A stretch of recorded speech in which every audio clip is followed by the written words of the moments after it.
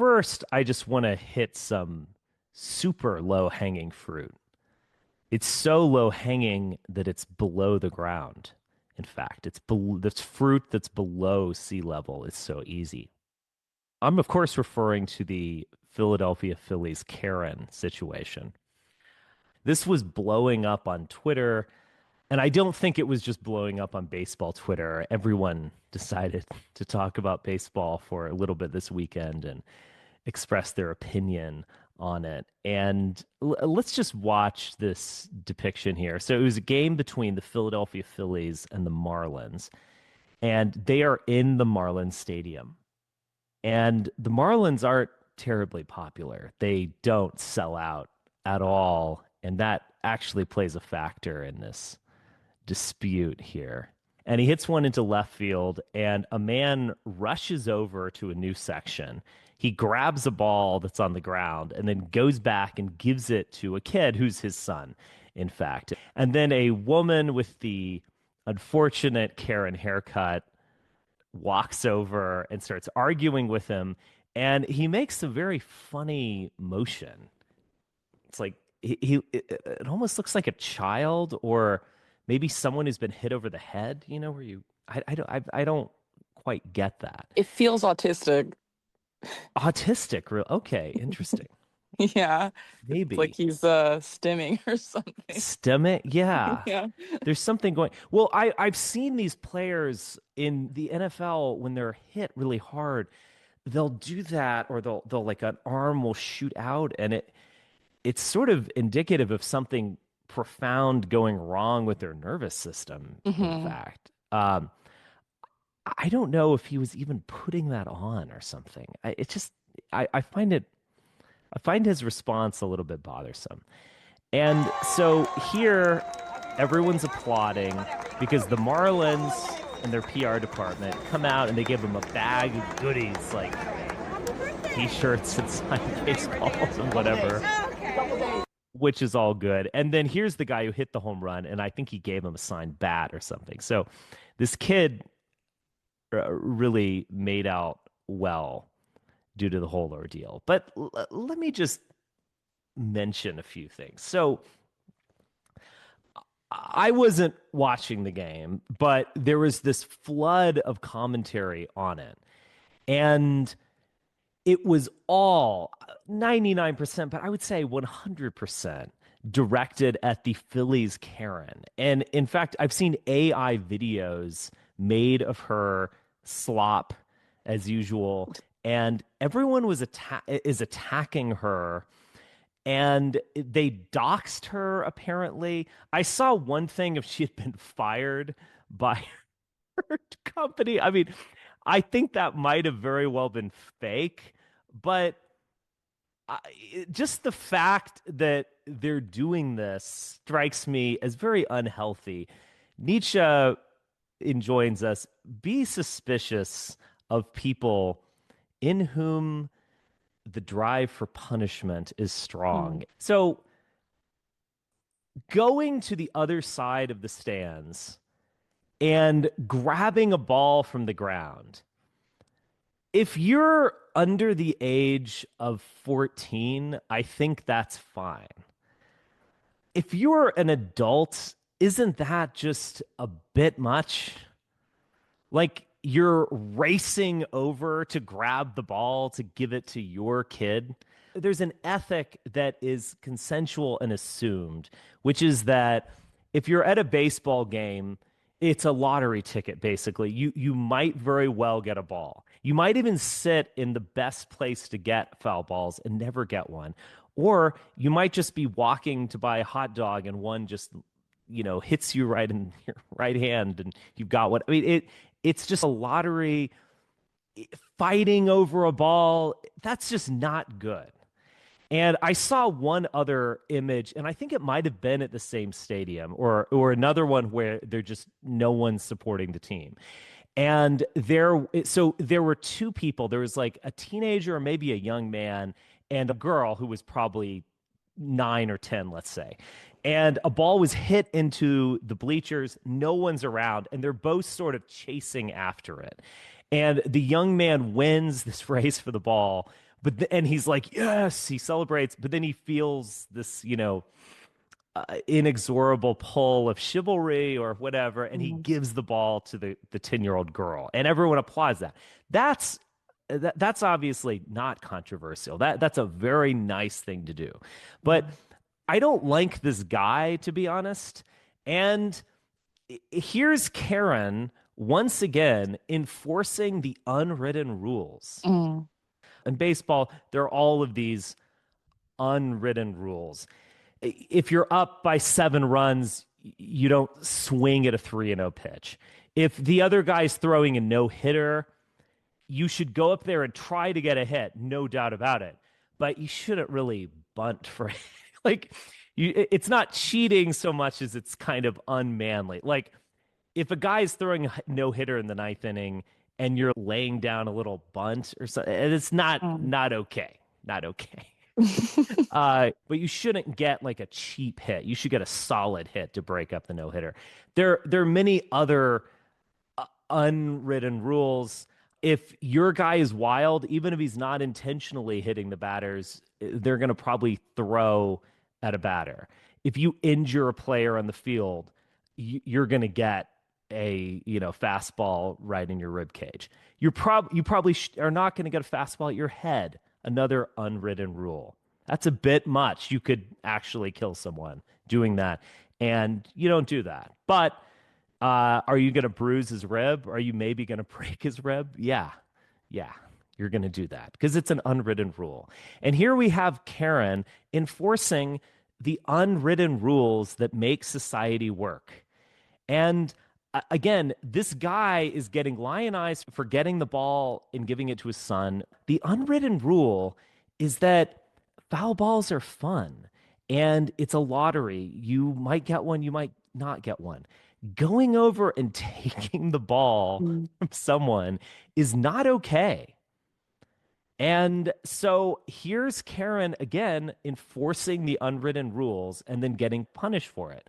So there's also unwritten rules in condominiums where you don't play loud music after 10 p.m.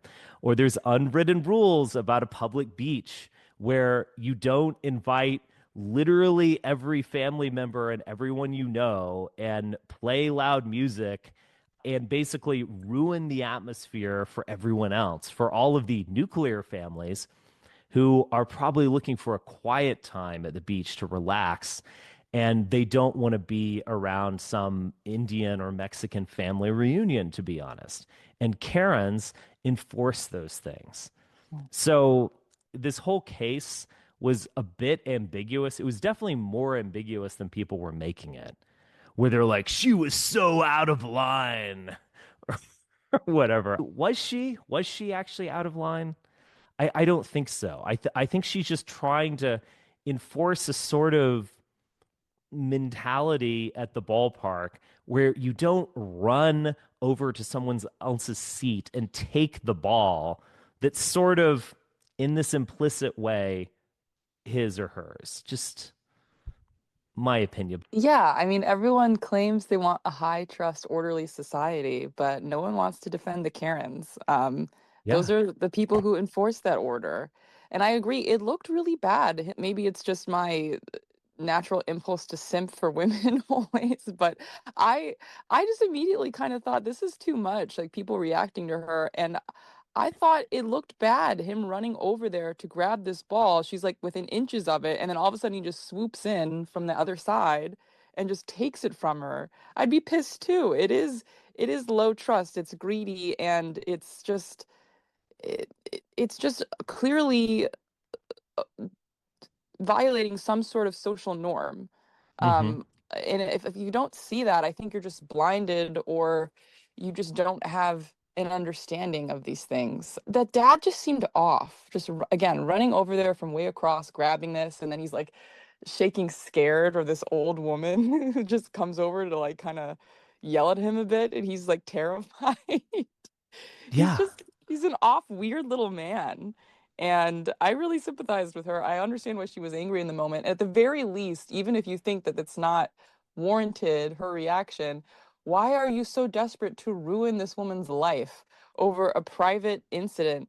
at a baseball game Yeah, I that agree everyone with should that have as well. forgotten about, in half an hour later. Like, why did it become this big national thing? Why are you calling for her head? It's just ridiculous. And Uh, Karens are an important part of having an orderly society. So I think they get demonized way too much, but they really are just like the white blood cells of the social organism, and I think they play a very important role. And it's sick how much we've turned on them. I totally agree. Yeah, I mean, I'll also even like grant that maybe the situation was a little ambiguous and she did Mhm. seem a bit ugly. I mean, Mhm. I can grant that, but the situation's now over. Everyone Yeah, does things right, in the moment that your temper gets high and right. you seem like a jerk. Everyone does that. And the kid got assigned bats. So like Yeah, it worked out for there's no him. problem whatsoever. Everything's fine and people want to attack her. So what it's coming from is some sort of deeper pathology. Yes. So it's not that you're just mad at that person. You have this self-righteous desire to punish her and harm her life. And Mm. she represents something in society which you despise, which again, the Karen is sort of the cop of the unwritten rules. You Mhm. know, the police will police the written rules. You can't drive 70 in a 65 and they'll police that. You can't rob a store. I mean, they police that. But society is about unwritten rules. This is getting at deeper things. I hate these ideas of like a society of laws or whatever. Society is implicit. Like 90% of Mm. society, if not 99% of society, is implicit. No, I'm not saying that there shouldn't be written laws or there shouldn't be some sort of legal or punishment system. We should say we're a society of no laws. And I'm not a libertarian. What I mean by that is that there's a consensual and peer pressure enforced collective organism that we Mhm. call society. And that's how it works.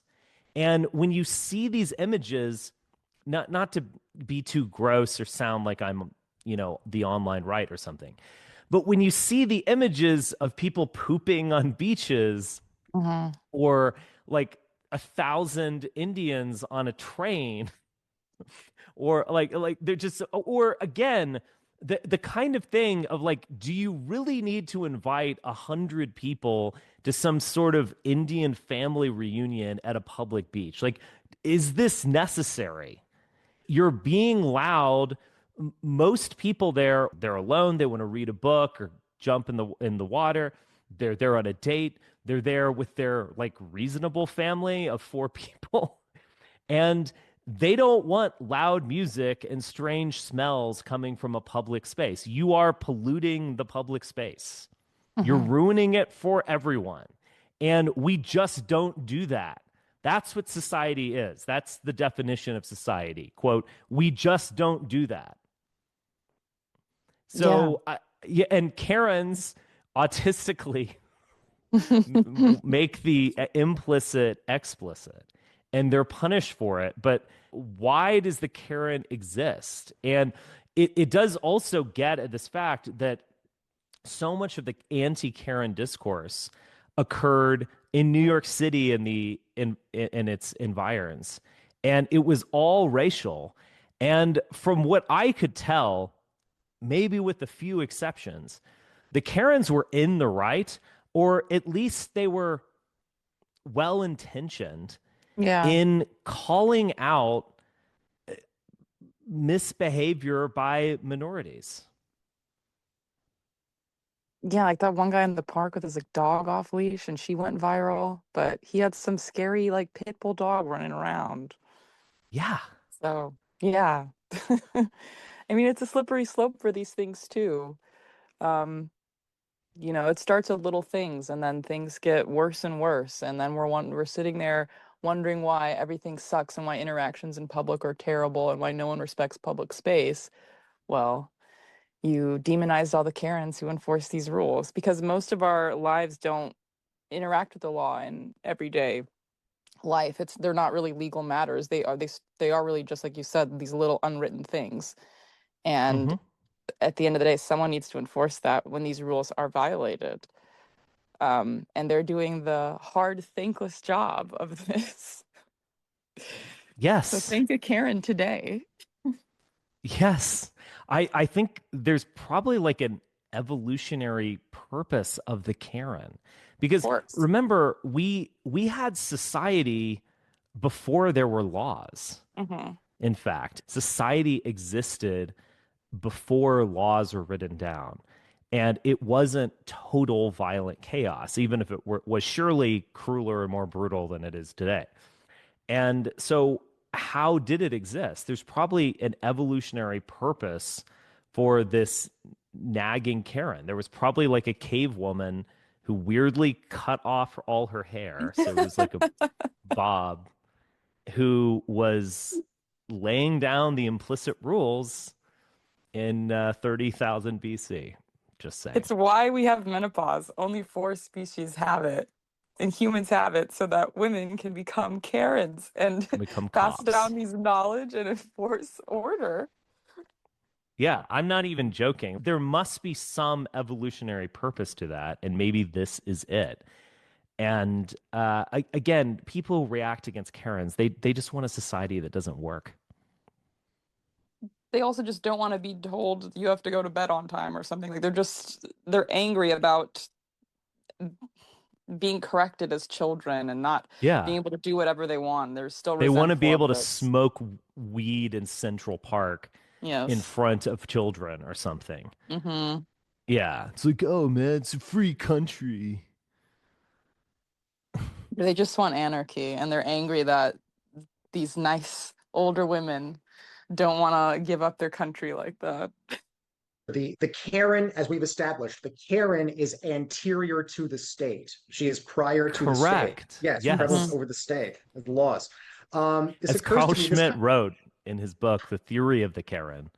yes, Yeah, Karen is the one who decides on the exception. Yeah. I mean, it's correct. Yeah. you see what German you guys are philosophy. missing. Yeah. You see what you guys are missing when you don't come to our Sunday sessions. You miss these discussions of Carl Schmitt and Karen. Lots of stuff going on there. But yeah, I think the whole discussion about Karen, a lot of the commentary that I've seen denouncing the Karen seems to me to be kind of right coded. From what I can tell, it's a lot of kind of like sports bro sort of type right wingers who are It offended by it. It now seems is. I don't think it was always yes. like that. Well, Yeah, yeah, it used to be exactly. very left coded. Yeah, Yeah. this is exactly where I'm going with it because conservatives used to stand up for the Karens implicitly by saying, like, we don't want the government to dictate to everybody directly. We want society in this kind of libertarian way to police itself through strong social institutions, whether like the family and the church and so on, and the neighborhood and so on. But here, and maybe this gets to kind of how in the Trump era, conservatism has mutated a bit.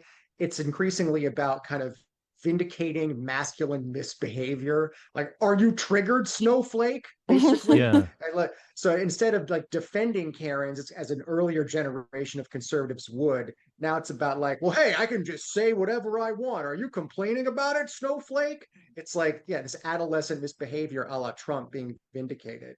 Mm. Yeah, as you say, Chris, it's been a total flip. And it might have something to do with the fact that conservatives are always late to the party. And so 7 years ago, critical race theorists were like theorizing about Karens and how it's, soft white supremacy or, or something. Hmm. And they were like, oh, that's so stupid, whatever. And then 7 years on, they're doing the exact same thing, basically, just in a dumb way. And they're the ones now who are the rowdy, misbehaving idiots. And it's like Biden Harris voters are like the ones who are elite, if suburban and middle class, like keeping them in line. It's like, fuck you, do what I want now. Like it is a weird thing. It's like a transformation that occurred within recent memory. Now Karen is coded as a liberal, which is crazy.